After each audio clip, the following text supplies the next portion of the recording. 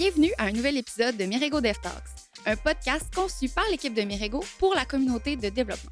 Dans chaque épisode, nos invités discutent de sujets et d'enjeux liés au développement de produits numériques en compagnie de Rémi Prévost, directeur développement logiciel chez Mirego.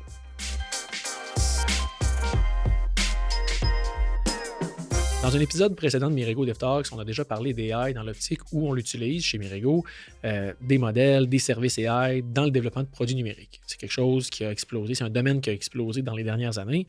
Mais aujourd'hui, j'aimerais ça qu'on parle d'AI, mais sous un angle un peu différent, dans un sens plus général. L'AI au sens général, parce que je pense que c'est bon qu'on prenne un pas de recul pour parler du plus low level, du stock plus low level, pour ultimement mieux utiliser le stock high level. Fait que je reçois quelqu'un qui nage dans le côté plus low level de l'AI depuis bien avant ChatGPT. Martin Laprise, fondateur et directeur scientifique chez Ectic AI. Bonjour Martin. Enchanté. Bonjour Rémi. Comment ça va? Ça va bien? Yes. Donc, premièrement, avant qu'on se lance dans tout ce que j'ai dit, là, l'AI au sens général, c'est quoi Ectic? C'est quoi un peu l'histoire derrière ça? Toi, ton background, comme t'es qui? Oui, bien dans le fond, peut-être commencer par moi. Moi, dans le fond, j'ai fait une formation physique. J'ai étudié. Là, j'ai fini mes études il y a 15 ans. J'ai pivoté tranquillement en calcul scientifique, en analyse numérique. Puis, c'était un peu à l'époque où j'ai terminé de la naissance du fameux data scientist. Là. Il y avait beaucoup de demandes pour des profils un peu atypiques en informatique là, qui joignaient un peu l'analyse quantitative, puis la programmation. Fait qu'à ce moment-là, j'ai pivoté vers l'informatique. Puis j'ai, depuis ce temps-là, butiné dans plusieurs startups un peu partout en tant que data scientist ou AI scientist ou CTO, etc. Puis, donc c'est ça. Puis là, autour de 2018-2019, on voyait beaucoup, c'était un peu là où il y avait beaucoup de demandes pour les systèmes de deep learning. Ça commençait à être très populaire. Donc, les gens commençaient à nous demander... à me demander personnellement de faire de la consultation pour eux autres. Fait que dans le fond, là, j'ai dit, c'est là que j'ai créé Ectic AI. Puis dans le fond, la mission d'Ectic AI, c'est vraiment d'aider les autres entreprises et les autres organisations à utiliser l'AI dans leurs produits, dans leurs processus. Puis la façon que j'aime à le décrire, c'est qu'on aime enlever le risque dans le processus. T'sais, les compagnies, tout le monde veut faire du AI, là, surtout aujourd'hui. Ouais, mais souvent, il y a un risque inhérent à ça. Là. C'est pas nécessairement toutes les compagnies qui ont le goût d'engager une équipe de data scientist ou une équipe de AI scientist nécessairement. Donc, nous, ce qu'on va faire, c'est qu'on va s'asseoir avec eux, on va essayer d'identifier des opportunités, ce qu'on peut utiliser l'AI ou le machine learning ou la science de données. Et là, on va faire la R&D, une étude de littérature, etc., tout le processus pour découvrir un peu qu'est-ce qui est optimal dans leur cas, eux. Et là, à ce moment-là, on va faire le développement des modèles, l'entraînement des modèles, la mise en prod des modèles. Et nous, on met beaucoup l'emphase sur... faire comme je dis en français, faire la loupe le plus vite possible. Donc, ce que j'entends par là, c'est vraiment développer l'AI, le valider, le mettre en production, avoir du feedback et recommencer. Donc, on est vraiment obsédé à faire cette loupe-là le plus tôt possible. Donc, c'est ça, on juge que ça minimise le risque essentiellement. OK. Donc, c'est un peu ça qu'on fait. Okay. Donc, tu sais, on est là depuis un bout. Là, il y a comme un peu eu deux vagues d'AI. Là, il y a eu le premier hype en 2019, 2018, 2019. Ouais, OK, oui. Lorsque le deep learning a commencé à monter. Mais on pensait que ça commençait à s'amenuiser. Et là, avec ChatGPT, on a vécu un autre hype. Là, qui, en fait, à mon sens, 1000 fois plus grand que le premier. Là, ça n'a rien à voir. Là. Nous, on pensait qu'on avait pogné un pic, là, mais non. C'est ça. Donc, nous, ça prédate, hein, comme tu dis, on était là un peu avant. Donc c'est un peu ça. Mais on est surtout spécialisé dans la conception de modèles sur mesure. Okay. Si, par exemple, une compagnie a besoin d'un modèle de forecast, un modèle de vision, un modèle d'analyse de texte sur mesure, on va faire la solution avec eux. Puis on va mais cette loupe-là au complet, non juste voici comment tu devrais faire ou voici le... Parce que tu dis dérisquer, mais là, c'est plus que juste dérisquer au final. C'est dérisquer puis de mettre quelque chose qui a prouvé que ça marche, dans le fond. Oui, dérisquer au sens... au sens de l'entreprise, au sens de business model. Souvent, eux autres, ils vont dire, OK, on pourrait mettre du AI dans cette étape-là, mais est-ce que le réflexe souvent d'une entreprise, c'est de dire, OK, on va demander à un ingénieur qui est curieux par rapport à ça, de travailler là-dessus. Puis là, il va... ça se peut, c'est fort possible que ça converge bien, etc. Mais souvent, ça risque d'accrocher parce que c'est pas le genre de... C'est peut-être pas production ready nécessairement non plus. Exactement. Fait que, nous, on va essayer d'identifier la ligne fine que j'appelle innover, mais s'assurer de prendre une architecture ou une approche qu'on sait qui va marcher en production. OK, c'est vraiment Donc, intéressant. Ça me rejoint quand même beaucoup, ça. Ouais. Oui, tu as le côté innovation, mais à un moment donné, aussi stabilité Ouais. de... C'est bien beau innover, mais si ça plante ou si ça fonctionne pas dans le monde réel, c'est pas tant d'innovation. C'est ça. Puis au début, on voyait beaucoup de ça. Mettons, là, 5-6 ans, là. Le deep learning, là, les gens faisaient des solutions sur mesure. Puis c'était facile d'avoir une preuve de concept rapide dans un notebook là, ou sur un laptop. Là. Mais de passer l'étape de mise en prod, c'était une grosse étape. Puis là, ça chopait souvent à ce niveau-là. Là. OK. Fait que là, je vois qu'on a de la valeur pas mal. Puis tu sais, aussi, de faire un roadmap aussi. OK, là, on va commencer par ça. Ça, c'est un premier, ce que j'appelle low-hanging fruit. Une chose qu'on sait qu'il y a de la valeur, on sait que c'est faisable de le faire. Puis que l'AI va sûrement être capable de faire ça bien, avec un bon degré d'accuracy. Et là, après ça, on va passer à l'autre étape. C'est fait que ce roadmap-là, on juge qu'on est quand même pas mal bon pour le faire puis l'exécuter. OK.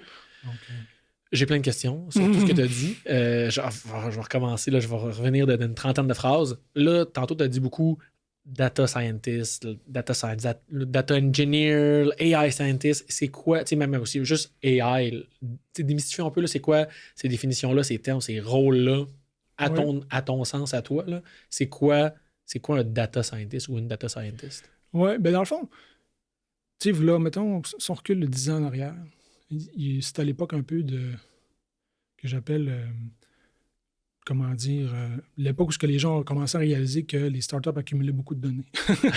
Oui, puis le big data. Le big data, ça vient un peu de là. Je me rappelle à l'époque que le monde disait « Ah, mais il y a 15-20 ans, là, Google, ils font comment faire de l'argent? » Les gens étaient naïfs un peu. Jusqu'à là qu'ils se rendent compte, OK, ben non, c'est parce qu'ils accumulent vraiment beaucoup de données, puis ils agissent sur ces données-là. Oui, c'est ça. Ça, c'est l'autre étape après. Oui, puis Facebook aussi avait ce mindset-là. Fait que là, les gens commençaient à découvrir ce concept-là de « OK, ouais, mais il ne faut pas juste que je mette du code en production, il faut que j'analyse le comportement des usagers, que j'en tire des insights, puis que pour soit optimiser la façon dont je fais de la pub, soit optimiser mon produit. » Puis c'est là qu'il y a eu la naissance un peu du data scientist. C'est la personne qui a un peu un profil atypique de, oui, développeur, mais aussi un fond de mathématiques, statistiques, qui peut mettre en production des systèmes qui vont accumuler des données, mais qui a aussi la capacité d'aller analyser ces données-là, pour en extraire des insights. Puis souvent, idéalement, ça dépend du contexte d'entreprise. Parfois, le data scientist, il va justement faire ça, mais parfois, il va mettre en production des modèles, puis ce genre de trucs-là. Fait que ça, c'est plus data scientist. Mais je dirais que c'est un peu moins à la mode, là, ce terme-là. Pourquoi? Parce que là, les AI enlèvent l'oxygène de la pièce, comme on dit. Là, fait que tout le monde est AI engineer maintenant. Oui, OK. Dans le sens que l'AI, c'est tellement démocratisé que tout le monde peut s'improviser un peu. Je suis maître, expert en AI.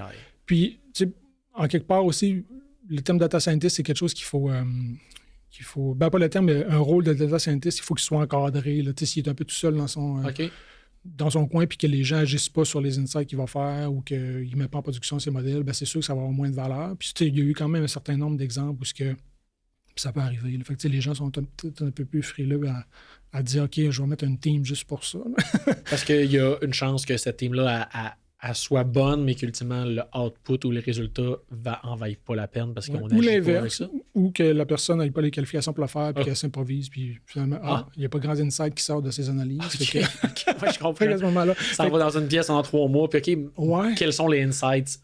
J'en ai pas tant, à part quelques requêtes SQL qui me montrent des données. Puis le rôle de data engineer, c'est assez similaire. Ben, pas similaire, mais c'est assez relié quand même. Là. C'est la personne qui va vraiment mettre en place sa pipeline de données pour accumuler les données, s'assurer qu'il y a une curation qui est faite. Donc, puis tu sais, avec des volumes de données importants, c'est un skill qui est quand même pertinent. C'est sûr que là, maintenant, il y a on vit à l'âge des Snowflake, puis BigQuery, ce genre de choses-là. Fait que c'est moins critique, mais là, quelques années, ce genre de choses-là n'existait pas. Donc, il fallait mettre en production nous-mêmes, ce genre de pipeline-là, pour gérer les données. Là. OK, mais fait que, mettons, quelqu'un avec ces outils-là présentement, qui a juste un background plus, mettons, d'engineering ou de I guess, comprendre certaines notions théoriques, c'est beaucoup plus facile de s'improviser ou en tout cas de faire le même résultat qu'un data engineer v'là 10 ans. Là. Oui, moi, je me rappelle, mettons, je le disais justement, si on avait 1 terabyte de données à traiter par jour, il fallait avoir une stack Hadoop, puis c'était donc compliqué. C'était une méchante usine à gaz de gérer ça. Là. Ouais. Et là, les Snowflake et les BigQuery de ce monde, Redshift, sont arrivés. Et ça l'a vraiment démocratisé. Là. Okay. Présentement, une compagnie qui a presque pas qui a pas une grosse équipe de développement logiciel peut dire « OK, on va prendre nos données, on va les envoyer là-dedans, puis advienne que pourra. Si on en a besoin, on aura juste à faire des queries, puis mettre un Power BI là-dessus, puis c'est fait. Là, puis même, fait que donc, ça prend-tu quand même quelqu'un de technique un peu pour mettre ça en place? Oui, c'est ça. Moi, je pense que parce que c'est facile de se mettre dans un coin technique aussi. Là, on veut faire des bons choix techniques. Parce que souvent, ces solutions serverless, là, ils vont nous rattraper assez vite. As a service, là, c'est comme le big data as a service ou en tout cas data analyse. Puis comme tous les services as a service, comme tu le sais, là, ils nous prennent en montant. Hein. Au début, ça ne coûte rien, c'est parfait. Puis là, au fur et à mesure que le volume de données ou la consommation augmente, ben là, les problèmes arrivent, les coûts arrivent, etc. Là. Fait que de bien architecturer ça, c'est quand même aussi intéressant. Ouais. Donc ça, c'est plus le terme data engineer. Puis là, évidemment, ben, avec l'AI, ben, essentiellement, ce qu'on a vu là, une couple d'années, mettons, là 10 ans, c'était la naissance du big data. C'était donc populaire comme terme. Puis là, c'est là que les gens commencent à réaliser la valeur de la donnée, faire des modèles là-dessus.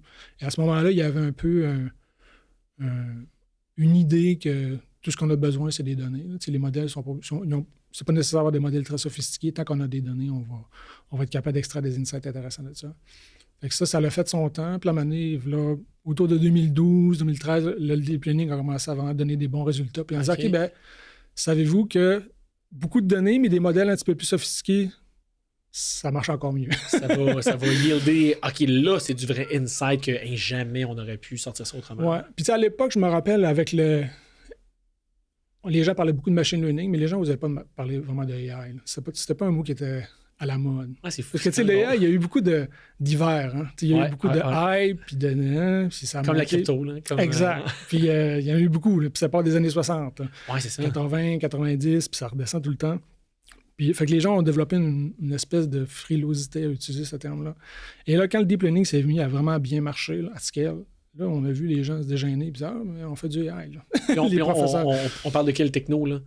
Tout ce qui est autour du deep learning, là, spécifiquement. Les réseaux de convolution. Ouais. Là, quand les réseaux de convolution ont commencé à vraiment marcher, concrètement, là, détecter une personne, détecter des objets dans une image, ça, c'est quoi qu'avant, ça se faisait vraiment pas bien à scale. Ouais, okay. Et là, après ça, on a vu que essentiellement utiliser ce genre d'architecture-là, deep learning, sur différents types de données. Là, on peut faire plein d'autres choses. On peut faire de la détection, on peut faire de la pose estimation, c'est-à-dire détecter la position d'une personne dans une image. Du labeling, extraire des concepts, extraire des mots. Okay. Qu'est-ce qu'il y a dans l'image. Après ça, la segmentation, qu'est-ce qu'il y a dans l'image et c'est où dans l'image. Okay. Et là, le trend qu'on a vu à ce moment-là, c'est que plus on grossit les réseaux, plus on grossit les données, mieux ça marche. Fait que là, on a commencé à... Les penseurs plus académiques ont commencé à regarder ça puis voir la trend. On a dit, OK, là, on est dans un régime qu'on pourrait faire du AI avec ça. Ça pourrait nous mener un peu plus loin qu'on pensait. Là. Okay. Fait que là, ça, c'était très porteur comme mouvement. Puis, tu sais, mais au début, c'était très centré autour des réseaux de convolution. C'est vraiment autour de la vision. Puis, tu sais, ça coïncide un peu avec la naissance du self-driving car, les autos intelligents. Oui, oui. Les deux, là, ont un peu évolué en même temps. Là. Fait que c'est pour ça qu'il y a eu un premier hype autour du AI. Les gens voyaient ça comme vraiment que c'est ça qui va régler la conduite autonome.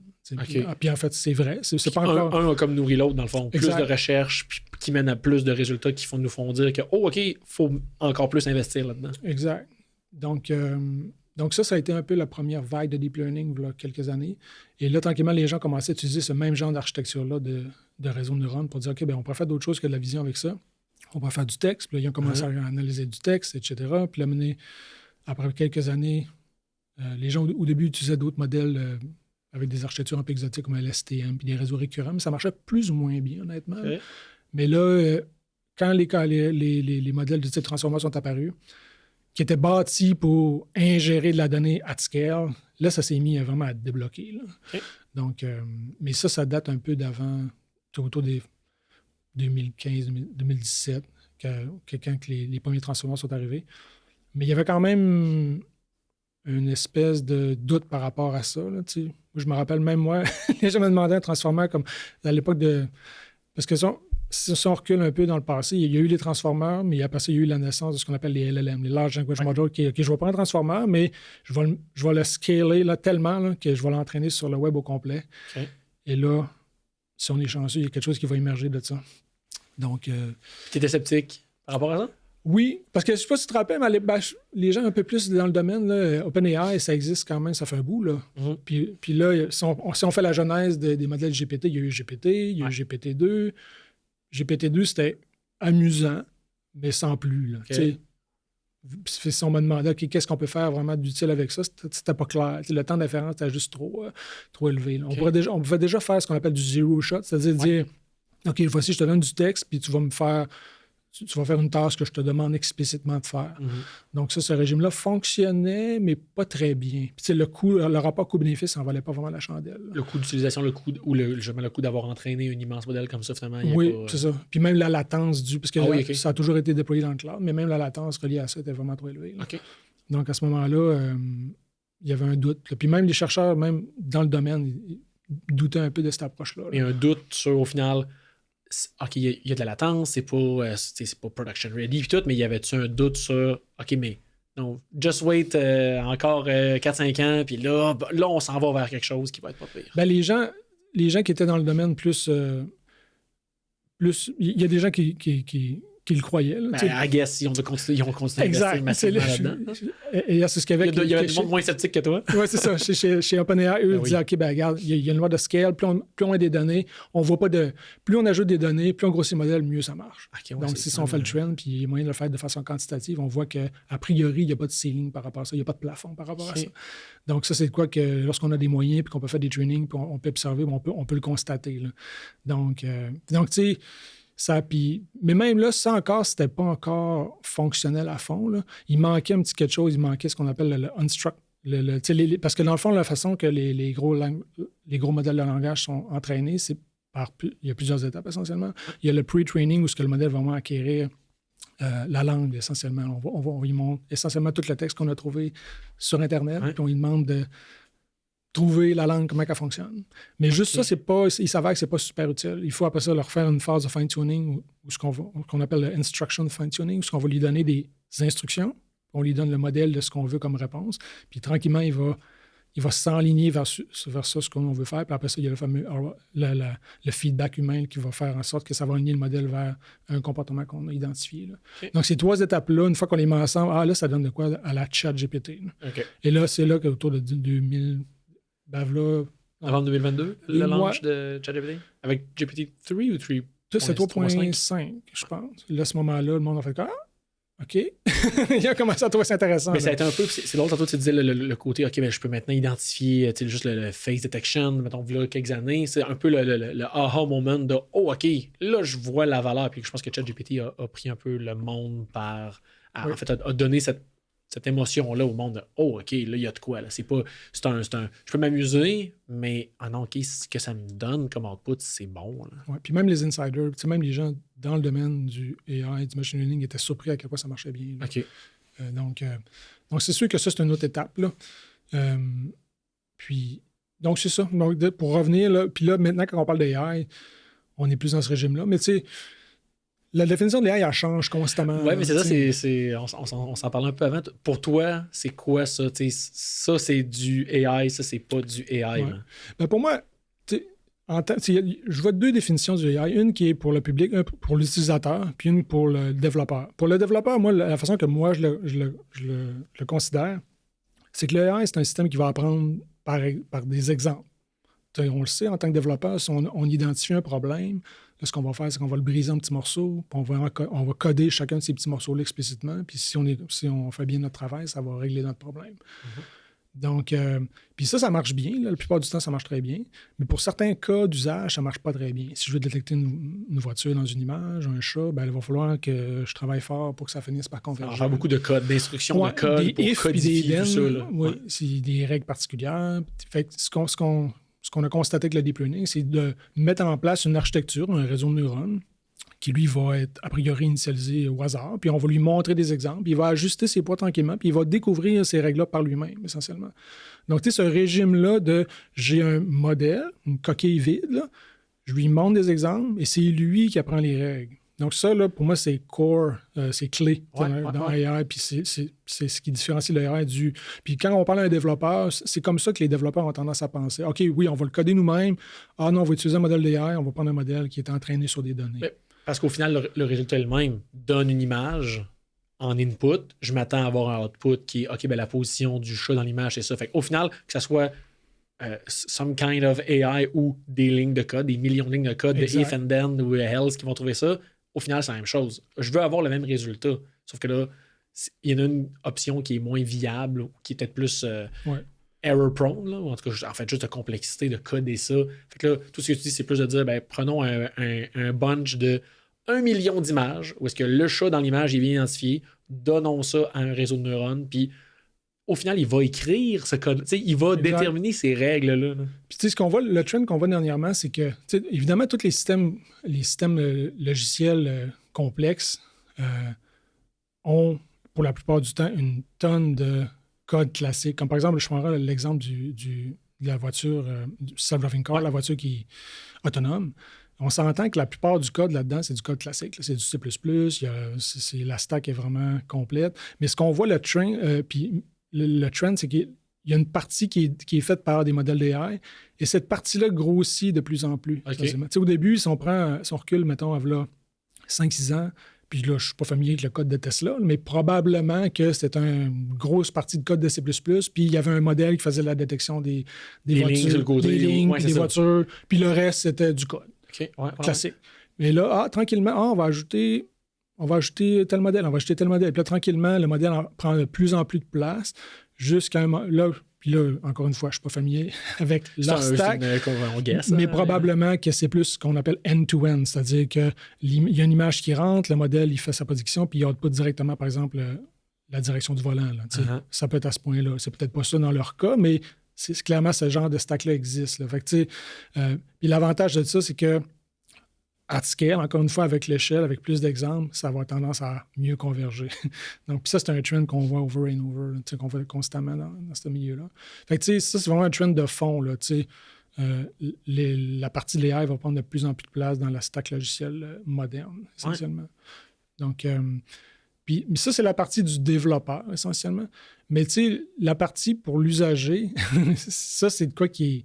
Puis c'est quoi que parfois les chercheurs ou les gens qui font la pratique du AI se plaignent. Ils disent « Ah, mais les gens redéfinissent toujours qu'est-ce qui est du AI. » Puis là, il y a une technologie qui va sortir. « OK, on va détecter des lignes sur la route. C'est du AI. » Puis là, quand ça marche parfaitement, les gens oublient ça.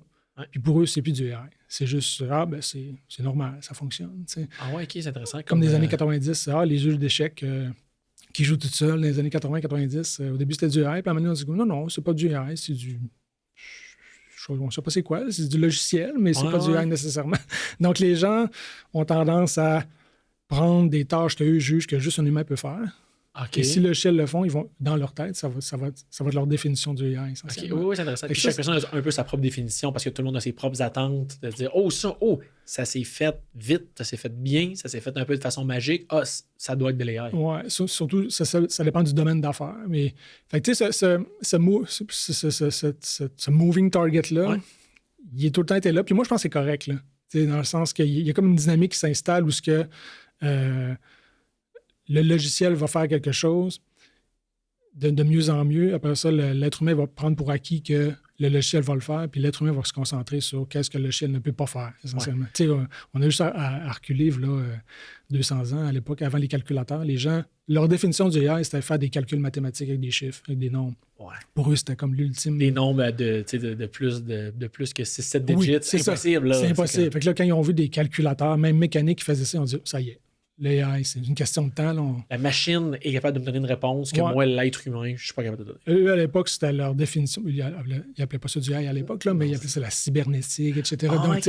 Donc là, les gens commençaient à dire « OK, ouais. » Mais là, tranquillement, c'est devenu « OK, on est passé outre ça, puis on a dit « OK, ça, c'est plus du AI nécessairement. » Mais c'est intéressant parce que tu dis, mettons, le côté user, le côté dev, puis là, j'ai l'impression aussi qu'il y a le côté peut-être le marché ou l'industrie présentement qui a sa propre définition de l'AI qui est le plus de place possible, je peux mettre le mot AI, ça va être bon. Il y a le côté marketing, la chose exact, maintenant. Exact. Que là, si j'ai le choix en dire que quelque chose... Parce que ce que tu dis par rapport au end-user, c'est AI égale un peu magie, égale un peu quelque chose... Fait que c'est un sentiment, c'est une émotion positive. Fait que si je peux dire que mon produit il est powered by AI, OK, déjà là, peut-être... puis là, on parle de at this point in time. Là. Peut-être que dans 2 ans, ça va être complètement overused à dire c'est comme oui, l'AI, comme si tout le monde le dit, au final, personne ne le dit. C'est ça. Si tout le monde dit on fait du software, ben, OK, mais oui, ça, on l'a compris. Les gens disent, quand les gens disent ben, allez, on a une application mobile, c'est comme oui, tout le monde en a une. Fait que là, c'est plus ça qui te démarque dans le fond. Peut-être que le mot AI, dans le fond, dans 2 ans, fera plus qu'on se démarque. Oui. Mais les applications mobiles, c'est moins une moving target, comme je dis. Ouais, ok, j'avoue, c'est très les gens concret. ont tendance vraiment à repousser. Tu sais, quand quelque chose marche bien et que c'est canné, comme on dit en français. Ouais. Alors dans la tête des gens. L'AI, c'est pas canné pour toi, c'est moving. Ben, c'est toujours, hein, parce que là, évidemment, les gens disent EGI, etc. Moi, c'est pas de quoi qui m'intéresse day-to-day, mais je veux dire, les gens pensent à ça, etc. Fait que, tu sais, c'est sûr que c'est pas de quoi qui marche bien encore. Là. Donc, plus on avance, plus les gens redéfinissent ce qu'ils veulent dire avec ça. Là. Donc, tu sais, il y a un aspect. Il y a un aspect, justement, les deux évoluent ensemble. Parce que les gens s'attendent du logiciel, puis la définition du AI, puis donc les deux avancent ensemble. Au début, c'était les calculs. Après ça, les gens commencent à dire OK, ben oui, mais c'est sûr qu'on n'est pas obligé de faire juste des calculs. On peut traiter des symboles. On peut. Là, ça a été plus la naissance du AI dans les années 70, essentiellement avec les systèmes experts, ce genre de choses-là. Ouais. Donc, c'est ça. Puis, mais tu sais, aujourd'hui, pour moi, là, pour revenir à ma définition plus pratico-pratique, c'est vraiment le concept d'apprendre les règles at scale avec les données. Avec des exemples, avec des données que exact. Tu apprends à partir de ces données. Tu vas extraire comment fonctionner, quoi faire avec des exemples. Puis, tu sais, pour être fair, tu sais, pas probablement, le AI, au sens classique, recoupe d'autres choses que de l'apprentissage machine. Il y a de la recherche, il y a de la recherche, il y a de l'optimisation, il y a plein d'autres algorithmes qui ne sont pas nécessairement du machine learning, mais aujourd'hui, ce qui semble être plus porteur en termes de... C'est plus l'apprentissage supervisé, non supervisé, essentiellement. Mais je trouve ça...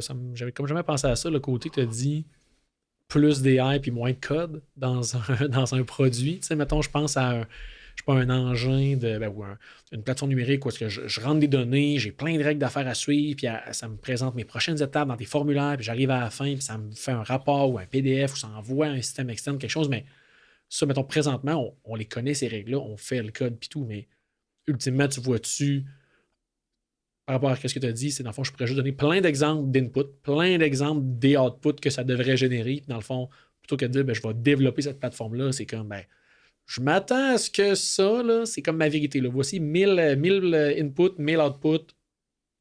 Fait un système qui. Ouais. On le voit déjà. Ces règles-là. Si tu regardes les développeurs plus juniors qui rentrent sur le marché aujourd'hui, là, qui ont accès à des LLM, ils ne codent pas de la même façon. Hein. Okay. Ils ont tendance à utiliser les LLM pour beaucoup d'autres choses. Là, nous, on pourrait trouver ça banal, là, mais par exemple. Excusez-moi l'anglais, mais parser un document, c'est de quoi? C'est un craft qui est classique. Là, il y a plein de règles par rapport à ça, mais quelqu'un de 22 ans, là, il va faire ça, il va envoyer ça à ChatGPT, puis il va recevoir la réponse en JSON, puis c'est fini. Là. Donc, tu sais, oui, je pense que s'il est confronté à faire plein de règles comme ça, il va avoir tendance à y aller de façon plus data-driven. Okay. Donc, c'est ça. C'est quand même fou de réaliser, c'est vrai, l'art de parser un document, de dire, OK, j'ai un format qui est complexe, voici 150 règles à suivre, des edge cases, ça. C'est comme, non, parle-toi pas de ça. Donne ça à un système qui n'a pas été entraîné pour ça, là. À un certain point, peut-être. En tout cas, il a été entraîné à parser, à extraire ce genre de règles-là. C'est quand même... Puis tantôt, tu parlais de complexité de code. Les gens, je pense, seraient surpris à savoir à quel point LLM, c'est simple. L'implémentation d'un large language model, ça tient dans 500 lignes de code. Là. Qu'est-ce que tu dis implémenter un LLM? La mécanique, le code là, en Python là, pour faire un LLM là, avec PyTorch, c'est autour de 500 à 1000 lignes de code. En plus de, mettons, du data que sur lequel tu l'as exact. Là, c'est là que la complexité embarque. Mais juste le modèle lui-même, c'est vraiment compact là, en termes de complexité de développement logiciel. Évidemment, là, toute la complexité est dans la stack d'entraînement. Là. Justement, le data engineering pour aller chercher les données, les mettre à bonne place, les FIDO modèles, les envoyer au GPU, faire les trainings, ça c'est extrêmement complexe, là, clairement. Là. Mais la machine elle-même, l'artefact, là, est étonnamment simple. Là. Fait que, on est dans un régime où la ligne de code sont vraiment simples, c'est vraiment une coquille vide, et elle a appris elle-même les règles à suivre, essentiellement. Là. Donc, puis tu sais, dans le fond, tantôt, je parlais de de la définition du AI où ce qu'on apprend des données. Mais tu sais, quelqu'un un peu dans le domaine va dire ouais, mais t'as peu, là, il y a plein d'autres régimes dans lesquels on apprend du AI. Les statistiques, c'est ça, le machine learning, c'est quoi la différence entre les deux? Là? Puis tu sais, dans le fond, moi, la différence que je vois, puis le data scientist va souvent faire des régimes, des analyses statistiques aussi. Donc, qu'est-ce que ça veut dire? Ça veut dire, OK, ben, j'ai une population, par exemple, de 1000 usagers ou de 1000 personnes au Canada, puis je vais faire une analyse statistique sur, je sais pas moi, l'impact du sport sur la santé mentale. Donc, à ce moment-là, j'ai des données. Et je vais faire un modèle statistique là-dessus, puis je vais apprendre de ça. Mais la différence entre un modèle statistique et un modèle de machine learning ou un modèle d'AI, c'est que les régimes statistiques sont livrables. C'est l'insight lui-même. C'est pas la prédiction du modèle. Le modèle, il va apprendre des données, il apprend les paramètres, et dans le cas d'un modèle d'AI, il va utiliser ces paramètres-là pour faire une prédiction. Mais en stats, ce qui nous intéresse, c'est le paramètre lui-même. C'est pas la prédiction. C'est de dire, OK, le sport a un impact positif de 0,1% sur la santé, sur tel paramètre de santé mentale. Donc, c'est ce chiffre-là qui intéresse le statisticien, puis il va vraiment s'assurer qu'il est statistiquement significatif, etc. Et typiquement, ces modèles statistiques-là ont peu de paramètres. On a 1, 2, 3, 4, 5 ou jusqu'à 100, par exemple. Tandis qu'un modèle de AI va en avoir 60 milliards. Donc, tu sais, là-dedans, la partie interprétation est vraiment importante. On peut voir ça comme un spectre, dans le fond, où le modèle statistique, c'est purement interprétable. Chaque chiffre a une signification importante. Si tel aliment dans mon alimentation a un impact sur le cancer du côlon, ce chiffre-là, que j'ai appris des données, le scientifique, il va le publier, il va faire des articles, il va en parler, Parce que dans le fond, il est comme prouvable, dans le sens que c'est comme il vient d'une formule ou en tout cas. Il n'y a peut-être pas de causalité, mais il y a une corrélation, puis il peut faire des analyses de causalité, etc. Mais ce chiffre-là, ce paramètre-là qu'il a appris, il va en parler, il peut faire des politiques de santé publique avec, il peut faire plein de choses. Là, on est dans l'autre extrême. Là. Et là, dans l'autre extrême, il y a un modèle de 70 milliards de paramètres. C'est tous des chiffres que personne sait qu'est-ce qu'ils veulent dire, mais que quand on met, ils ont toute une signification, mais elle est un peu cachée, essentiellement. Donc là, on est dans l'autre régime. C'est sûr que là, présentement, il y a un désir, justement, de prendre ces gros modèles-là et de les rendre plus interprétables, justement. Par exemple, il y a des études anthropiques, qui est un compétiteur d'OpenAI, qui s'amuse à faire ça, essentiellement. Ils vont dire, OK, ben, on va regarder l'intérieur du LLM, on va regarder comment il est activé quand je parle de chien, par exemple. Quand je parle de chien, c'est ces paramètres-là qui sont activés. Parce que les paramètres sont... Non, à 60 milliards de paramètres, c'est des paramètres qui se sont créés dans l'entraînement? Définissons le mot paramètre, c'est ça. C'est intéressant. On parlait tantôt de coquille vide. Un réseau de neurones, c'est une grosse coquille vide. Puis il y a littéralement des paramètres, des knobs. Ça, c'est comme j'ai une chaîne stéréo, puis j'ai le volume, j'ai plein de knobs dessus, j'ai plein de boutons. Et le modèle, ce qu'il va faire, c'est qu'il va tourner les boutons jusqu'à temps qu'il y ait le résultat obtenu. Donc, je lui donne une tâche, je dis, OK, tu vas détecter... tu vas essayer de prédire le prochain mot. Il va apprendre de ça, puis il va tourner les paramètres jusqu'à temps qu'il soit capable de prédire le prochain mot. Donc, tous ces paramètres-là, il y en a des milliards et des milliards, ne sont pas directement interprétables, tandis qu'en statistique, ils vont être directement interprétables. Et là, ce que tu dis qu'Anthropic fait, c'est ça, c'est d'essayer de voir lesquels paramètres sont triggered quand il parle de chien. Puis, tu sais, en AI et en machine learning, ça a toujours été un domaine, là, le concept d'interprétabilité. C'est quoi il y a un effort quand même qui met à ça, mais on s'entend que c'est pas le livrable premier. Là. Le but, c'est de faire la prédiction. Puis si on est capable d'avoir une interprétabilité de ça, ça serait parfait. Mais interprétabilité, tu veux dire, mettons, le but, c'est de faire la prédiction. Puis pourquoi? Le pourquoi. Comment? Explique ta démarche qui a mené à cette prédiction-là. Puis dans certains domaines, c'est vraiment critique. Là, comme en santé, nous, on a fait un projet avec une compagnie médicale de Québec où on détectait des arythmies dans des tracés cardiaques. C'est intéressant, mais le modèle il est capable de nous pointer, OK, là, probablement qu'il y a un problème. Mais s'il pourrait nous dire pourquoi, ben ça, c'est encore beaucoup plus pertinent. Là.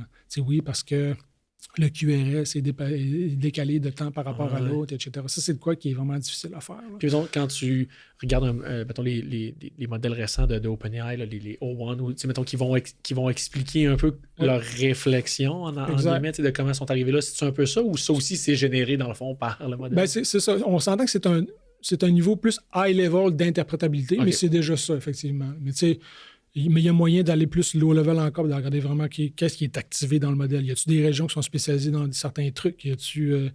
Parce qu'au final, là, ce dont je parle là, c'est généré par le modèle, au final. Fait que c'est pas de la vraie interprétabilité, parce que dans le sens, c'est le modèle qui generate sa propre réflexion. Exact. C'est sûr que ça nous aide à inspecter un peu la façon que le modèle a articulé son output, mais on s'entend que c'est pas l'interpréter au sens strict. Là. OK. Donc, tu sais, tout ça pour dire, si on recule, le AI, c'est d'apprendre des données, mais c'est pas juste le AI qui apprend des données, mais la statistique le fait, le machine learning le fait aussi. OK. Selon le degré d'interprétabilité, puis le but, qu'est-ce qu'on veut faire après avec, ça va changer un peu la définition. Parfait.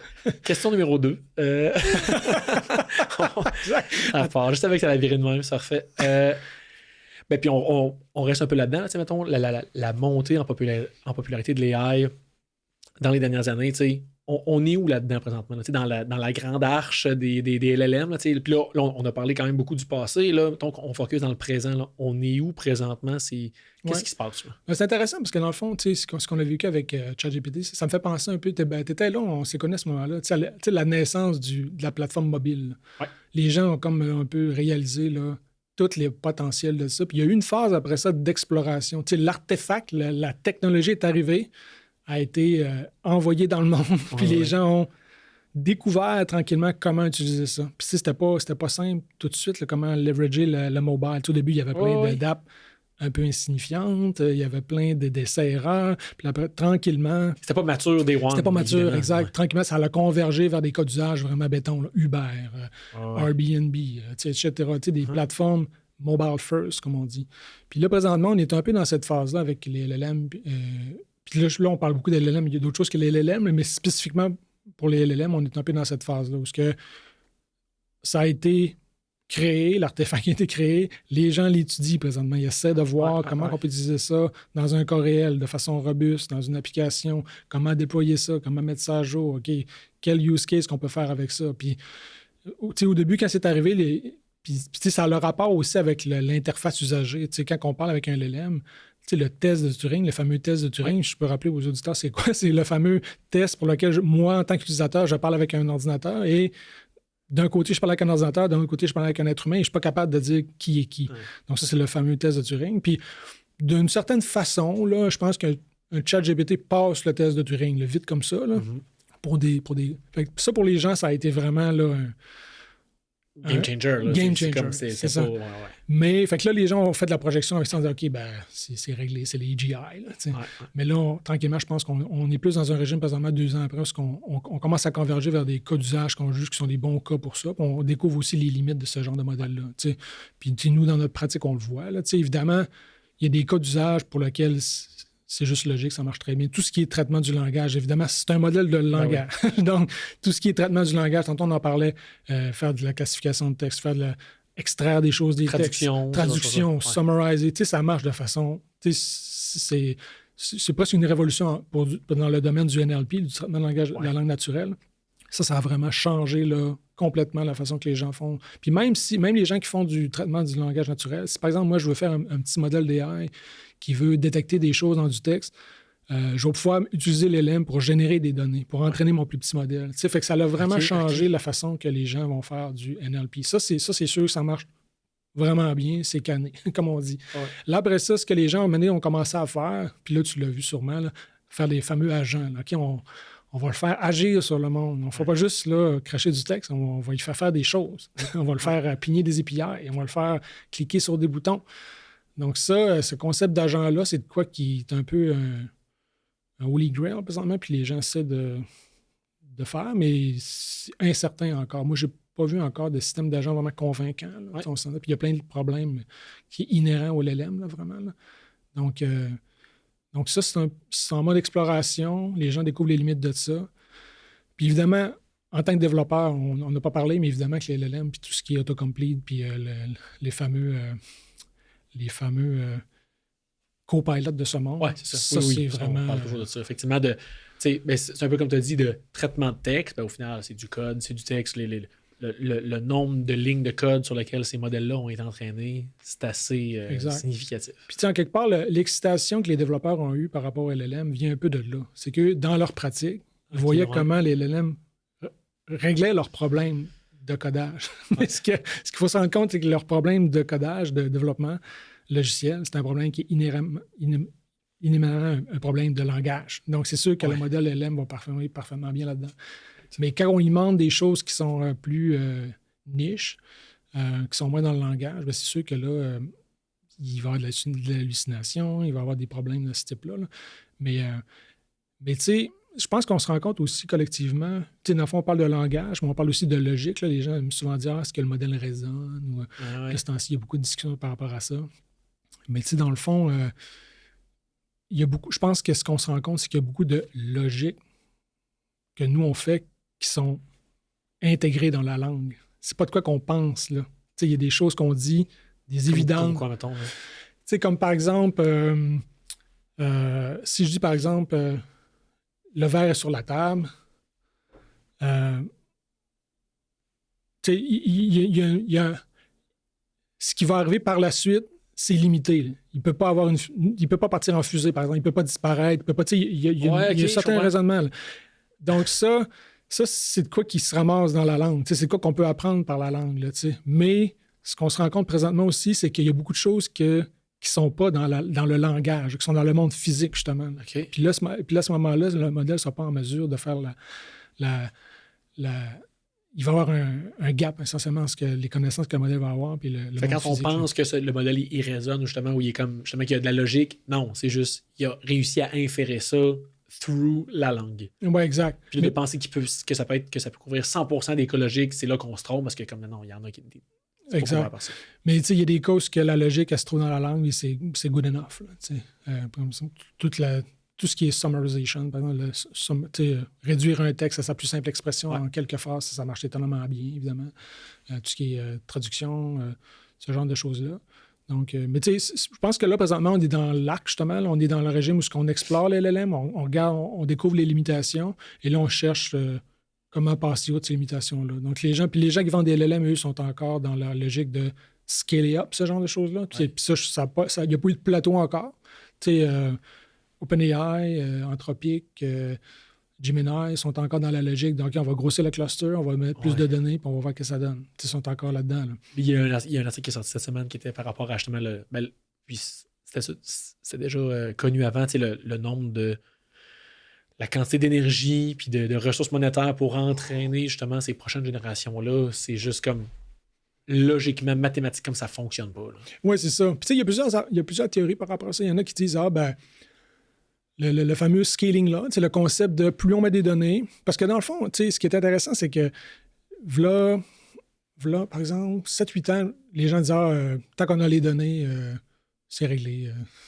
Le modèle n'a pas besoin d'être complexe, on peut juste mettre un modèle très simple, puis on a tellement de données que ça va résoudre nos problèmes. Okay. Puis maintenant, on s'est rendu compte que pas tant que ça. Là, quand le deep learning est arrivé, on a dit OK, si on ajoute du calcul puis de la complexité, ça donne encore de meilleurs résultats. Puis là, ce qu'on voit, le trend, c'est quand on scale, excusez-moi l'expression, mais quand on augmente le volume de données et de calcul en même temps, là ça mène à des LLM. Puis les gens, ce qu'ils disent, les practitioners de LLM disent, on n'a pas vu encore la limite de ça. OK. Fait que là, la limite,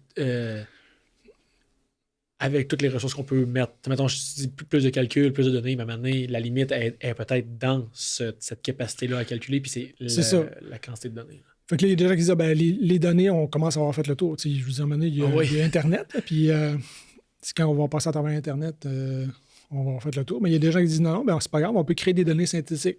Oui, c'est ça. Okay, puis là, on peut créer des données synthétiques. Puis même aujourd'hui, on pourrait émettre l'hypothèse que si j'entraîne un modèle sur le contenu web d'aujourd'hui, probablement que 20% de ça va être des données qui ont été créées par des LLM. Fait que là, qu'est-ce qu'on fait, là, finalement? On est en train d'apprendre le modèle?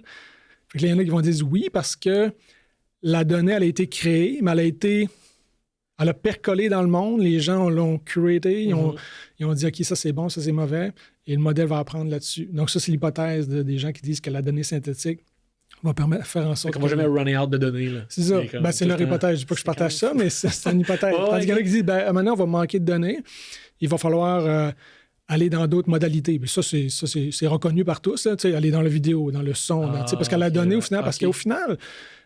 quand on pense à la grande arc du AI, moi, je pense que l'élément clé qu'on a eu en AI, c'est pas tant la création des LLM, c'est quand on est arrivé sur Internet. Okay. C'est quand on a numérisé notre vie, dans le fond. Okay. C'est là le moment charnière, dans le fond, parce qu'avant ça, les données, ce qu'on faisait dans le monde n'était pas accessible. Là. Mais là, les projets mettons, de numériser les livres, numériser des bibliothèques au complet, ça aussi, ça a un impact. Exact, c'est des données qui ont été utilisées après ça.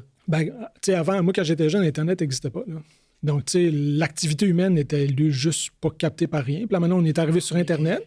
Puis là, on fait notre activité, les activités commerciales se font, nos interactions sociales se font. Après ça, il y a eu les plateformes mobiles qui ont augmenté encore plus notre trace numérique.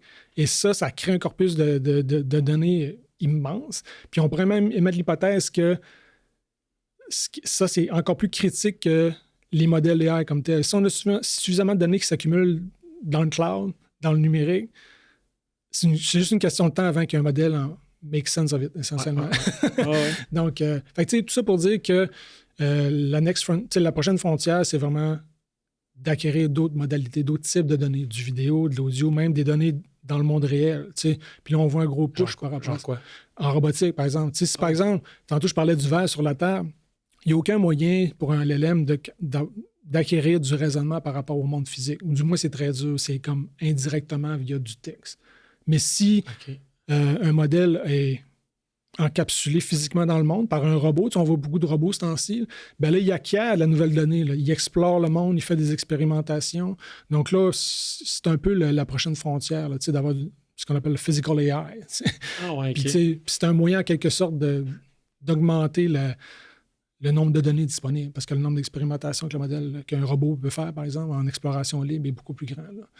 Donc, ça c'est de quoi qui scale encore plus. C'est une machine. Donc, au final, c'est une machine qui va générer cette donnée-là, mais qui n'est pas un LLM, mais qui est une machine qui est dans le vrai monde physique. Mais il y a quand même, puis là, c'est un autre trend qu'on voit présentement aussi, c'est la rencontre entre la robotique et l'AI. Parce que pour les gens, c'est un peu la même affaire, mais ce qu'il faut savoir, c'est que la robotique, c'est un domaine très particulier. Là, c'était un peu disjoint du AI. C'était vraiment du contrôle, puis de l'automatisation, etc. Et là, on voit tranquillement apparaître des modèles qui bénéficient du generative AI, des LLM, des modèles de diffusion, pour faire leur action dans le monde. Se promener, prendre mon verre, etc. Ils sont guidés par des modèles comme ça. Puis encore là, on est dans la même logique qu'on parlait initialement. On a moins besoin de travailler le modèle, on a juste besoin le code. Il y a moins besoin de donner des règles de toutes sortes. On a juste besoin de mettre une coquille puis d'y montrer des exemples. Donc ça, c'est... Mettons le self-driving car, selon toi, c'est-tu un peu justement robotique? C'est une machine, dans le fond, qui se promène dans le monde réel. C'est un bon exemple, les autos intelligentes, parce que dans le fond, puis encore une fois, je ne suis pas un insider du domaine, mais ma perception, c'est que tranquillement, ils migrent vers un régime comme ça. Avant, c'était plus, OK, on est dans le système robotique classique de contrôle, de prise de décision. Ce qui va informer ça va être des modèles de deep learning, oui, mais ils vont se contenter, eux, juste de faire la détection des éléments sur la route, puis la décision va se faire d'un point de vue plus classique. Et là, je pense que ce qu'on voit, c'est des systèmes plus end-to-end, parce que le modèle prend en charge presque l'entièreté du pipeline de décision. Il y a l'image qui rentre, puis à la fin, il y a la décision de tourner le volant, peser sur le break ou pas. Là. Donc ça, c'est plus le régime de robotique qu'on voit qui émerge présentement, l'espèce de fusion entre le monde physique puis les modèles génératifs, essentiellement. C'est un truc que je voulais parler, j'avais ça plus tard, mais mettons des enjeux de sécurité. C'est là que si tu me dis que quelque chose est end-to-end, avec, mettons, une voiture qui se conduit toute seule, ben j'ai une image qui rentre, puis à la fin, j'ai une décision qui sort. Et comment expliquer les décisions. C'est quand même fou aussi en termes de sécurité, d'accountability sur OK, mais comme pourquoi la décision, ça a été non, paye ses breaks. Oui. Tantôt, on parlait d'interprétabilité. Ouais. Si on est vraiment là, on en parlait dans le cas du médical, mais dans le cas si on a un cas d'une auto intelligente end-to-end, ben là, il faut qu'il y ait d'interprétabilité. S'il y a un problème, il faut que je sache pourquoi c'est arrivé. Là, on peut inspecter les données, on peut inspecter comment que le modèle a pris sa décision, mais au final, si c'est une grosse boîte noire opaque, ça va être difficile de faire notre travail. Là. Donc, évidemment. Puis là, le problème d'accountability, puis qui est responsable, c'est un problème philosophique. Non, mais mettons, par rapport à ça, de dire qu'il y a une image qui rentre, là, mettons, je fais un parallèle avec le rôle de dev, ben, c'est que, mettons, j'ai pas de stack trace. Là. J'arrive à la fin, comme, non, finalement, la voiture ici, elle a payé ses breaks, ça a fait un accident. Bug report. Rémi règle ça. OK, je vais aller voir la stack trace. Ah, ben oui, ici, là, dans le if, c'est rentré là, ça n'aurait pas dû rentrer là, c'est un bug, on va le corriger. Là, c'est de dire, ben, en fait, là, non. Là, cet input-là, la décision qu'il fallait qu'il prenne, c'était pas de mettre les breaks. réentraîne le modèle ou redonne ça comme exemple pour la prochaine génération. Puis quand on écoute les gens de Tesla, l'équipe de développement de Tesla, parce qu'ils sont assez ouverts par rapport à leur processus, là, c'est une chasse constante à ce type de edge case-là. Littéralement, là, ils déploient leur modèle dans leur flotte de voitures. Ils sont à la recherche essentiellement de plein de edge cases, plein de cas particuliers pour lesquels ils pourraient entraîner le modèle. Puis ils ne sont pas dans un régime... Oui, ils peuvent débugger, là, ils peuvent trouver ces edge cases-là dans lesquels le modèle n'a pas marché, mais tout ce qu'ils peuvent faire, c'est réentraîner le modèle. Parce qu'au final, les edge cases sont in the wild. Exact. Comme tu fais du QA, là, mais c'est du QA un peu avec tes users. Exact. J'imagine que quand ils ne déploient pas ça à tout le monde. Puis plus le système est end-to-end, plus ce problème-là est aigu, là, dans le fond. Parce que moins on peut agir sur les composantes individuelles, plus on peut juste dire, OK, ben ça n'a pas fonctionné. Donc, on va être obligé de réentraîner. Donc là, c'est là que la notion d'interprétabilité est vraiment importante, parce que ça nous permet au moins d'avoir un insight sur quel genre de données qui a créé quel genre de problème. Ouais. Donc, ça, c'est dans la grande arche. C'est un peu là qu'on est rendu. Puis, tu sais, présentement, mais c'est quand même intéressant, parce que d'un point de vue déploiement du AI, puis une des raisons pourquoi qu'on voit beaucoup de cloud providers investir à fond là-dedans, bien évidemment, il y a beaucoup de demandes, là. Mais il y a aussi un concept intéressant avec les LLM puis le Generative AI en général. Puis je parlerai plus de Foundation Model, puis je vais définir un Foundation Model, c'est un modèle qui est entraîné at scale sur plein de données, puis qu'on va tranquillement utiliser pour différents cas d'usage. Donc ça, pour un cloud provider comme AWS ou GCP ou Azure, c'est vraiment intéressant parce que ça leur permet de prendre ce modèle-là, comme par exemple Llama 3, par exemple, de le déployer puis de l'offrir à tout le monde en même temps. Tandis qu'avant, là, 5-6 ans, si je voulais faire du AI, puis j'avais une plateforme d'AI dans le cloud, il y avait une phase un peu délicate pour une startup, par exemple, de dire, OK, je vais prendre mon modèle de réseau de convolution, par exemple, je vais l'entraîner et je vais le déployer dans le cloud. Ça va me coûter $1,000 de GPU par mois parce que je suis le seul qui utilise ce modèle-là. Là. Je suis obligé de dédier un GPU à lui seul. Okay. Fait que, c'est mon modèle custom à moi que j'ai fait. Oui, okay. Quand tu as un modèle custom de même, c'est toujours plus délicat à mettre en place. Tandis que si tout le monde utilise le même modèle, on peut amortir le coût sur tous les usagers, dans le fond. Ouais. Puis les LLM, ils font exactement ça. Fait que c'est juste du bonbon pour les cloud providers. T'sais, ils ont un artefact, ils le mettent en prod, ils mettent un API sur le dessus, puis tout le monde fait ce qu'il y a à faire avec. Puis oui, il y en a qui le fine-tune, mais essentiellement, c'est un problème de prompt engineering, essentiellement. Ouais, okay. Fait que ça, c'est quand même positif, là, dans le sens que ça augmente l'accessibilité à ce genre d'outils-là. Quelqu'un qui fait un prototype avec...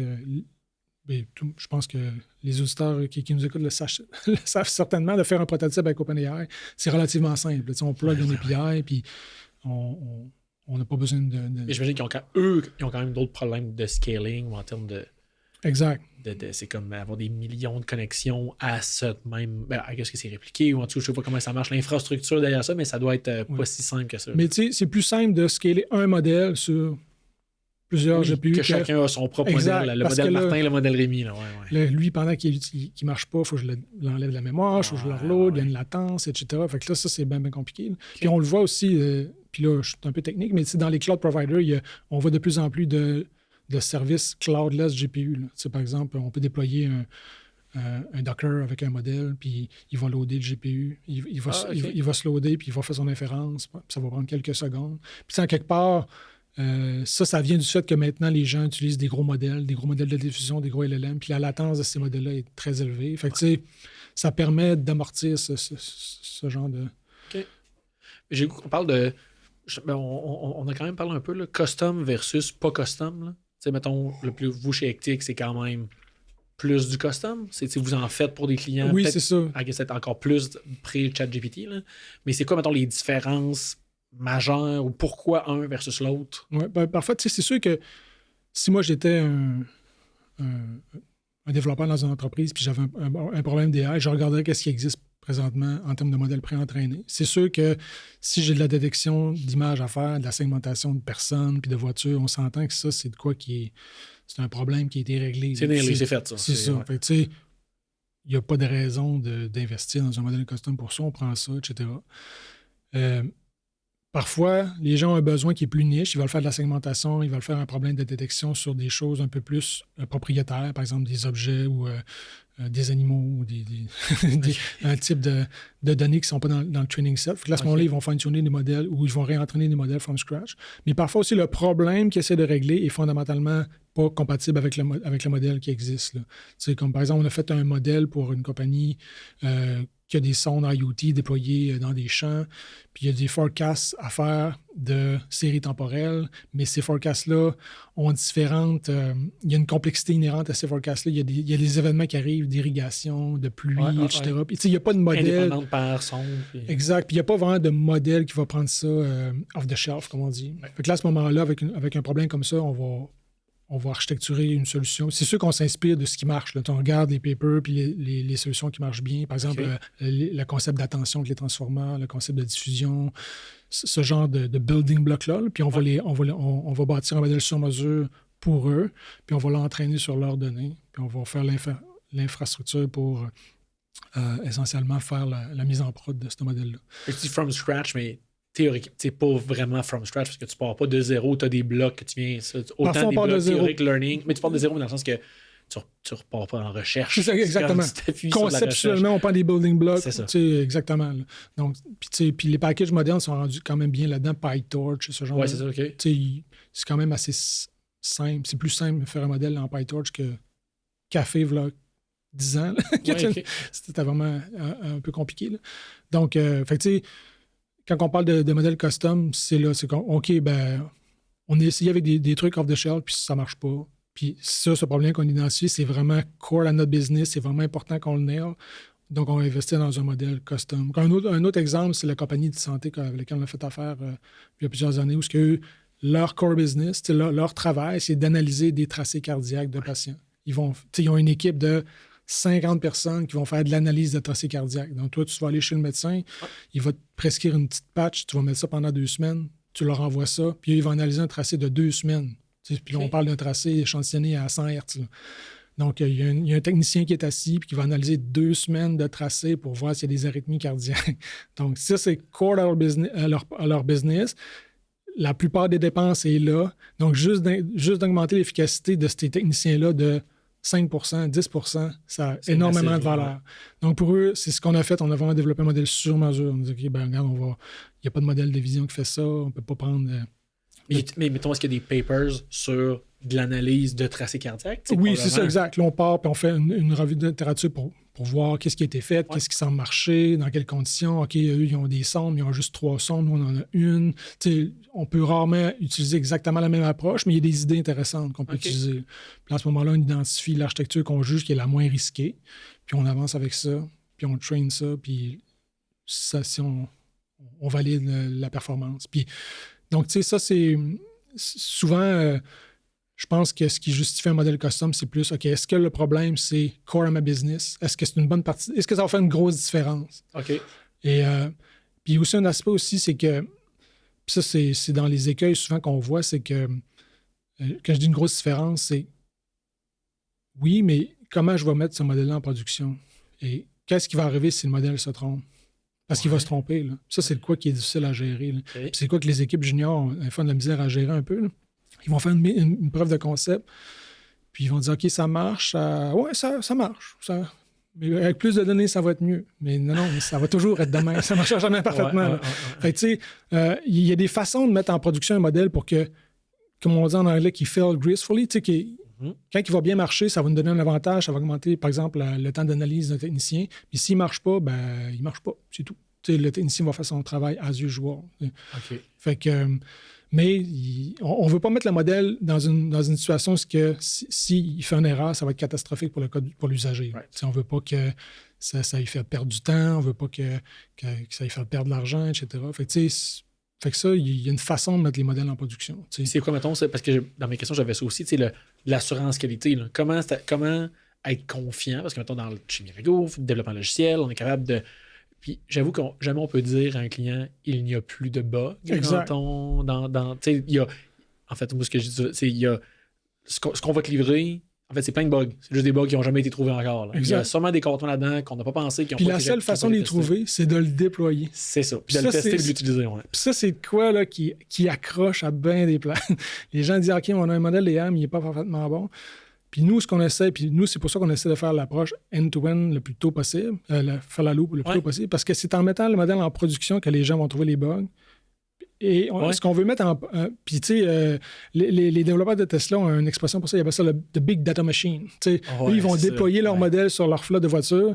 Les modèles vont faire des détections, ils vont capturer des données, ils vont envoyer ça dans la loupe, il va y avoir de l'annotation qui se fait, et ça, cette loupe-là roule et roule et roule, et le modèle s'affine tranquillement. Mais ça, c'est vraiment difficile à faire, puis c'est rare, les compagnies qui font ça. Qui prennent un modèle, qui développent un modèle, qui mettent en production, et ça aide l'usager. L'usager donne son feedback, et ce feedback-là va aider le modèle, et tranquillement, cette loupe-là se met en place. Mais c'est toute la philosophie, méthodologie agile, le shift left, everything, le plus tôt possible, c'est le fail fast. Dans le fond, tu veux juste rapidement voir sont où tes limites, sont où tes edge cases. On parlait d'edge cases avec Tesla tantôt, c'est un peu ça. C'est de dire non, toutes les edge cases sont toutes gérées. C'est comme non, découvre-les vite, tu vas juste améliorer. Dans le fond, c'est les mêmes réflexes, dans le fond. C'est juste que des fois, les gens ont moins le réflexe. Mais pourquoi? Parce que justement, l'AI, c'est comme, c'est magique ou c'est pas magique? Dans le fond, quand ça se trompe, là, tu perds un peu du côté genre. Interprétabilité. Là, c'est parce qu'en fait, je pense que la raison vient du fait qu'il y a en développement logiciel, il y a un processus en place, le QA, les bugs, les étiquettes. OK, on met le modèle pas le modèle, mais on met le système de logiciel en production. Il y a des bugs, le bug est rapporté, il y a une étiquette qui est faite. On l'inspecte, qu'est-ce qui est arrivé? On redéploie, fine, CI/CD, etc., tout va bien. Mais là, avec du AI, les gens ont comme le réflexe de dire OK, ouais, mais là, ça marche pas. Pourquoi ça marche pas? Ça paraît plus de données, on n'a pas plus de données. Ben là, mais la bonne façon de le déployer, c'est que la donnée est collectée en même temps. À l'usage, la donnée collectée et idéalement, je sais que c'est pas toujours possible, mais idéalement, l'usager qui utilise la plateforme va annoter en même temps. Comme par exemple, le fameux exemple du tracé cardiaque. Le modèle, par exemple, pourrait être déployé de telle façon qu'il va identifier des endroits où probablement qu'il y a une arythmie. Le technicien, au lieu d'analyser l'entièreté du tracé, va analyser juste ces zones-là. Et il va valider ou contre-valider des prédictions qui sont faites. Et ça, c'est du labeling que le modèle va pouvoir utiliser par après. Et si la loupe est bien faite, le taux de rejet puis le taux d'acceptabilité de ces prédictions-là va augmenter de plus en plus. Mais tu sais, ça prend de la discipline pour mettre toute cette pipeline-là en place, là, parce que c'est pas toujours sexy là, de faire du... OK, on met le modèle en production, après ça, on collecte les données, on fait le UX. Le UX, c'est très important. Là. Comment on va exposer la prédiction? Là, Non, mais c'est vrai, fait que dans le fond, c'est comme le fait que justement un user rapporte un bug, OK, parfait, ça revient de l'équipe, on le teste tout. Exact. Mais là, fait que là, ça, c'est le burden se ramasse dans l'équipe de dev. Là, le burden, malheureusement, c'est toi, technicienne, je t'ai donné quelque chose qui, tellement c'était pas tant hot. Avant de dire que c'était pas tant hot, je veux savoir pourquoi, parce que ton edge case, il va nous servir à réentrer. On peut pas le fixer, là. C'est pas une ligne à changer dans le modèle. J'ai besoin de ton aide pour qu'on s'améliore. Fait que c'est ça, dans le fond, qui est pas straightforward. Là. Exact. Puis, tu sais, si on est chanceux, le besoin d'affaires, la mécanique d'affaires va faire en sorte que la notation va se faire de toute façon. T'sais, le technicien, c'est pas compliqué. Pour faire un tracé cardiaque aux États-Unis, tu peux pas utiliser des R. C'est réglé. La FDA l'interdit. Légalement, tu peux pas. Okay. Donc, il y a un technicien qui doit vraiment faire la notation manuellement. Fait que tout ce qu'on peut faire, c'est l'aider. C'est ça, OK, mais tu peux être assisté par... Exact. Okay. Tu peux lui montrer, tu peux lui pointer vers des endroits qui là, probablement qu'il n'y a rien. Là, c'est sûr qu'il n'y a rien, il n'y a pas de problème là. Donc, il va se concentrer sur les endroits où il y a vraiment un problème. Il va faire la notation et on peut traquer son temps, le temps que ça lui prend pour faire un tracé complet, par exemple 2 heures. Puis tranquillement, ce temps-là diminue. OK. Puis ça, c'est un autre point que nous, on met beaucoup d'emphase au début du projet. C'est quoi la métrique qu'on veut optimiser. Okay. Parce que c'est facile des fois de s'emporter. Ça marche, puis on essaie plein d'affaires, mais là... Ben, ça marche, c'est un peu c'est ça. Trop vague. Si ça marche, si le modèle, il prédit plein de choses, mais que le temps utilisé par le technicien pour faire son travail est le même, ça marche pas. Ça coûte juste plus cher. C'est ça. Ça coûte juste du temps de GPU puis du niaisage de déploiement. Là. Fait que, au final, il y a une métrique, c'est OK, le temps d'analyse. Le temps d'analyse doit baisser. S'il ne baisse pas, ça ne fonctionne pas. Fait que, tout doit être orienté pour que ça descende. Que la prédiction soit faite, qu'elle soit exposée correctement à l'usager, que l'usager puisse agir dessus, que ça soit rapporté au système, qu'il y ait un réentraînement qui est fait, c'est redéployé. Puis, tu sais, fait que la loupe que tu parlais tantôt, c'est un peu ça. Ça, c'est un vrai système en production. Puis, tu sais, même que des fois, nous, on va favoriser une mise en prod d'une loupe, ce que j'appelle DOM. Là. On va faire cette loupe-là avec un modèle vraiment, là, ce que j'appelle un baseline. Là, de quoi vraiment banal. Là. Mais au moins, on sait que cette loupe-là fonctionne. Puis là, après ça, une fois que cette loupe-là, l'intégration fonctionne, là, on peut changer. On peut mettre un modèle plus sophistiqué, on peut le réentraîner, puis on peut y aller là, je comprends. Comme on veut. Mais on peut on peut mettre cette loupe-là le plus tôt possible, dans le fond. Mais c'est ce qu'on fait en software aussi. C'est ce qu'on essaie de Exact. faire dans tous les projets qu'on bâtit, de dire OK, oui, la complexité est là. OK, mais quand est-ce qu'on va pouvoir savoir si ça fonctionne? C'est faisons la loupe. Puis OK, on va se prouver qu'on est capable de faire de A à Z. Puis après Exact. ça, le à G, là où la complexité est, là, c'est là qu'on va mettre de l'effort, mais après. Là. Exact. Quand on va avoir aussi jugé que le management, le fameux management va voir la valeur de ce qu'on fait. Ouais, OK. Fait que tu as le côté aussi, justement, pitch de vente, ou en tout cas, montrer Exact. la valeur du modèle vite. Là. Puis il faut le montrer assez vite. Là. Ouais. Parce qu'il n'y a pas toujours de l'appétit dans une entreprise, une mid-size company. T'sais, nous, on fait pas de grosses entreprises, on fait beaucoup de small et mid-size company. Ouais. Fait que, tu sais, l'appétit pour le risque technologique puis l'innovation est quand même limité. À un moment donné, il faut que le retour sur investissement soit assez rapide. C'est pour ça que tu dis identifier la métrique. C'est super important Exact. parce que c'est là, dans le fond, ce qui parle, le chiffre qui parle, c'est ça. Là. Là, ça te coûte... AI ou pas d'AI, on s'en fout. Est-ce que ça fait baisser ça? Là? Exact. Là, ça te coûte tant. Si ça marche bien, ça va coûter moins. Ah ouais, c'est ça. Donc, on peut évaluer comment on va investir. Puis, tu sais, de montrer comment ça peut s'articuler concrètement dans le logiciel, c'est important. Parce que ça, c'est quoi qu'on voit. Là, tu sais, si la direction puis les gens qui dirigent le projet ne sont pas vraiment un peu de connivence avec ce genre de R&D-là, ça ne fonctionnera pas. Là. C'est pas quoi qui peut arriver bottom-up. C'est quoi qui est quand même important d'avoir comme on dit, pas le management, là, mais au moins le buy-in des stakeholders, des gens qui vont actually prendre la décision. Parce que ça implique plein d'affaires. C'est pas juste qui snap un modèle qui va faire une petite affaire sur le side. Là. Est-ce que les gens pensent ça? Est-ce qu'il y a un peu cette misconception-là de un petit modèle, plug-moi ça va faire que la productivité va augmenter? Parce qu'il y a ça aussi, mettons, au niveau du développement logiciel, en disant justement les copilots, les cursors, ces affaires-là, c'est comme hey, ça va augmenter la productivité. Il y a des études qui sortent, mais au final, ça reste aussi tough à mesurer. Alors, mettons, en termes de productivité, ça dépend là, du nombre de lignes de code écrites. Puis ça, tu as la qualité qui vient avec.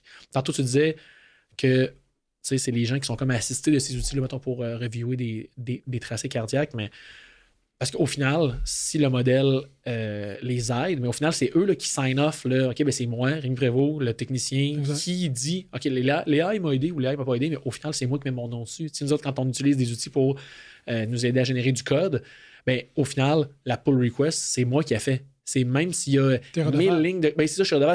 Chaque ligne de code, c'est quelqu'un de l'équipe de dev qui l'a écrit. Assisté ou pas, t'es pas supposé le savoir. Fait que dans le fond, c'est des outils qui nous aident, mais qui remplacent pas le travail de quelqu'un. Oui, clairement. Puis tu sais, moi, on le voit, là... Je sais pas si tu as dû le voir aussi informellement, là, mais les gens qui sont le plus, on dirait...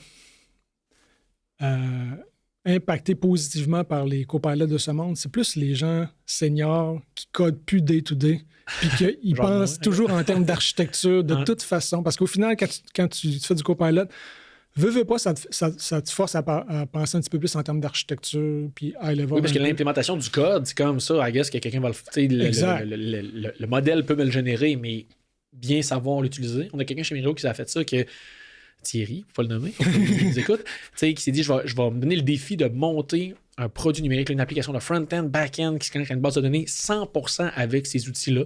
Puis ça va bien.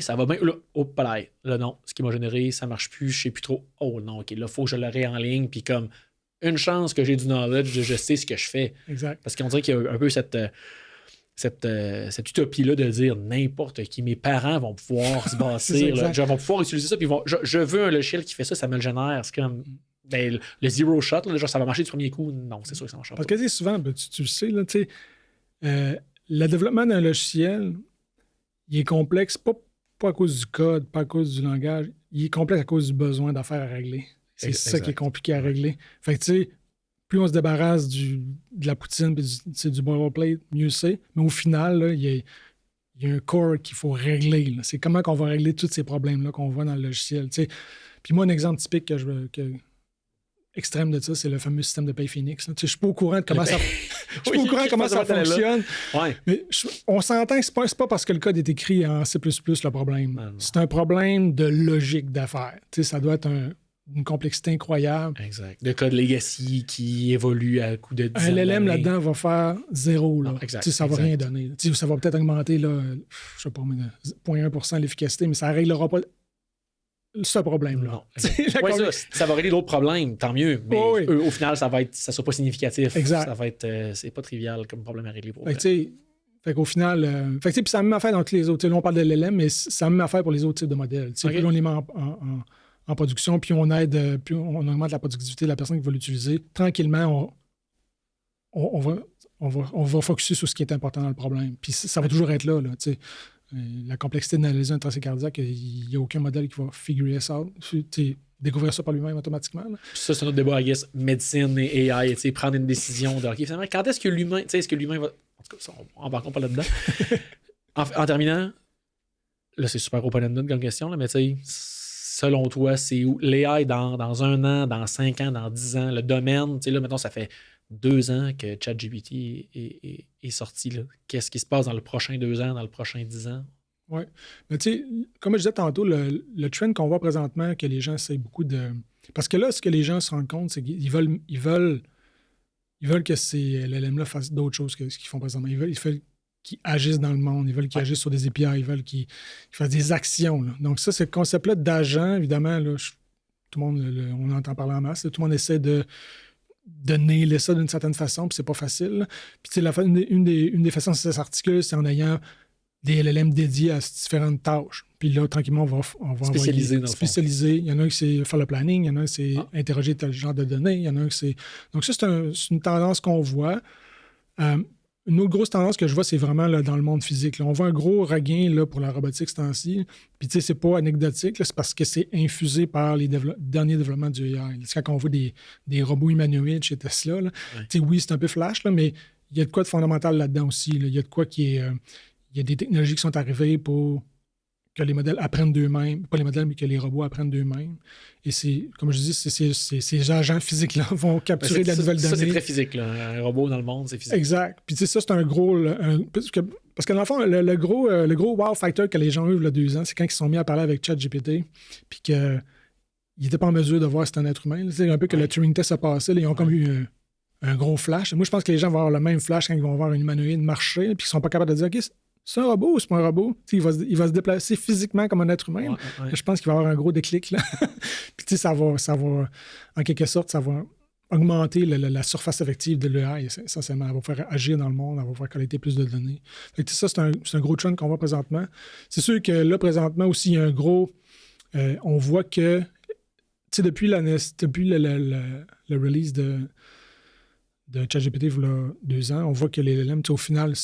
L'architecture est assez canée. Il n'y a rien de nouveau tant que ça en termes d'architecture qui a changé. Okay. On le voit, parce que dans le fond, ce qui est intéressant, c'est que Meta fait la version open source. Tout est ouvert, l'architecture, on peut regarder le code, on peut regarder on peut regarder les données. Il se base sur les mêmes théories, les mêmes concepts que... Exact. On n'a pas une... Les performances sont similaires, donc on assume que c'est similaire. Okay.